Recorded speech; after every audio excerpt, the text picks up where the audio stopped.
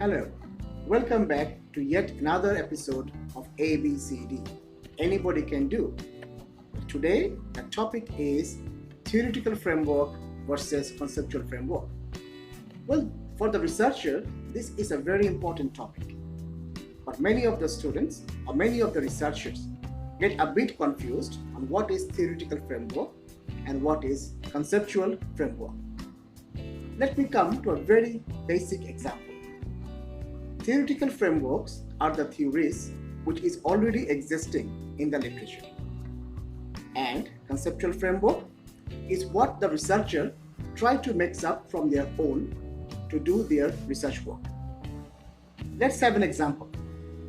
Say for example, you want to cook something and you are cooking for the very first time. So where would you get the recipe?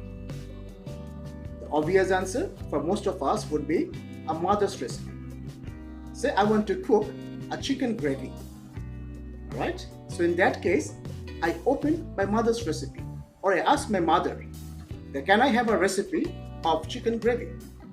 Now she gives me a recipe, add this portion of chicken, add this sort of spices, say this amount of salt. So she gives me the recipe. Add onion, okay, add whatever things to add to your taste. So she gives me a very good recipe written down. And when I start to cook, I just start to follow her recipe. I open the fridge, I see what my mother have told me on the recipe, and exactly the same way I start to cook my chicken gravy. So this can be termed as a theoretical framework because I have taken everything, the recipe, ditto from my mother. Now every day when I'm taking this chicken gravy, now I want to change some taste. Now I'm thinking to make the chicken gravy a bit more spicy, a bit more hot. So what I think that, okay, with my mother's recipe, I would like to add up few more chilies.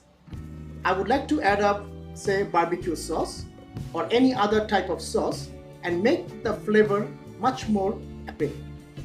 So now I take my mother's recipe as it is, I put everything as it was said in the recipe, and with that I add up few chilies, I add up few sauces, and I add up perhaps some few other flavors to make the chicken taste very different.